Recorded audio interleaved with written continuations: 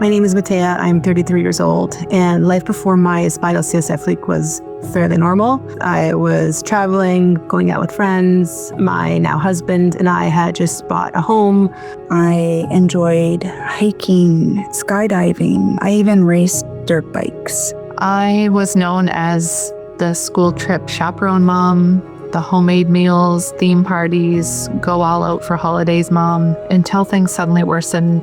I became known as the mom who needed to lay on a yoga mat as a spectacle to make it through my daughter's piano and dance recitals mom. I thought that my pain was related to tense muscles around my back and my neck. I went to a massage therapist. I did acupuncture. I also landed in the emergency room and urgent care centers a couple times to try and get help. And unfortunately, no one had caught on that I was experiencing symptoms of a CSF leak. I originally got sick 10 years ago. Woke up in the middle of the night, ended up getting sick, vomiting. Worst headache that I've ever had in my life. I was dizzy, nauseous. They admitted me into the hospital, did CT scans, MRIs, lumbar punctures. I was kept in the hospital for 3 days. They never diagnosed me with anything. My road to diagnosis was very fragmented. My first visit was to an emergency room where I had a CT scan and was diagnosed with labyrinthitis. I subsequently went on to see more than 25 doctors in 8 different specialties over the next 14 years, given various diagnoses along the way. Even though I had almost every CSF leak symptom, I was told over and over that it was just anxiety. I was told by my local providers that I had reached the end of the road here for a diagnosis or treatment, and that I was going to just have to find a way to live with my symptoms. I was spending on average about 20 hours a day in bed at this point. I felt completely hopeless and I was in utter despair. I seen a lot of doctors. I seen my family doctor, and then I also bounced around between different ERs for about 6 months, until I got put in with a neurologist that later diagnosed me with my CSF leak.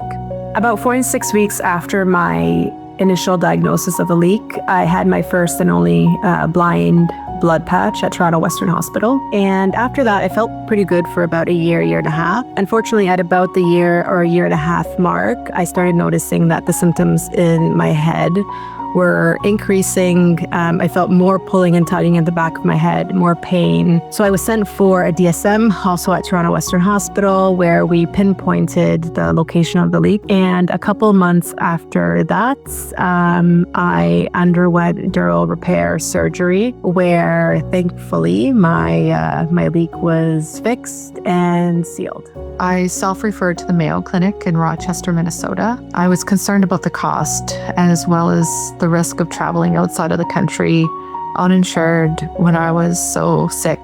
So we remortgaged our home and traveled to Mayo. When I had my first appointment at Mayo, right away I noticed the difference in the approach to care.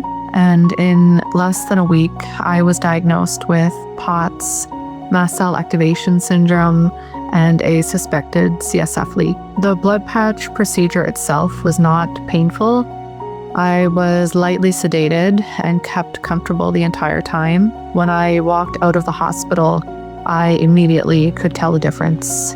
My surroundings all looked clear. I was able to walk without feeling unbalanced. I just remember being in so much disbelief that after all this time, a relatively simple procedure helped to relieve so many symptoms. Right now, it's 9 months after the surgery, and I'm still dealing with the minor symptoms of rebound high pressure. Kind of annoying sometimes, but they're not painful, which I'm very grateful for. And I'm starting to bring back a sense of normalcy for myself. I'm exercising, I book travel, and I'm trying to live this post CSF leak life, and I am so much better and so grateful for where I am today compared to where I was even just a year ago. It was a miracle and the best feeling to be able to return home to my daughter and family in a much better state than when I had left. I was able to cook an entire meal for us without having to stop and lay down and without just generally feeling awful the entire time. My healing has been very roller coaster like, many ups and downs, thankfully more ups than downs. I am not symptom free, and I realize I may never be symptom free after all this time, but I do have a quality of life back that I was without just a few short months ago.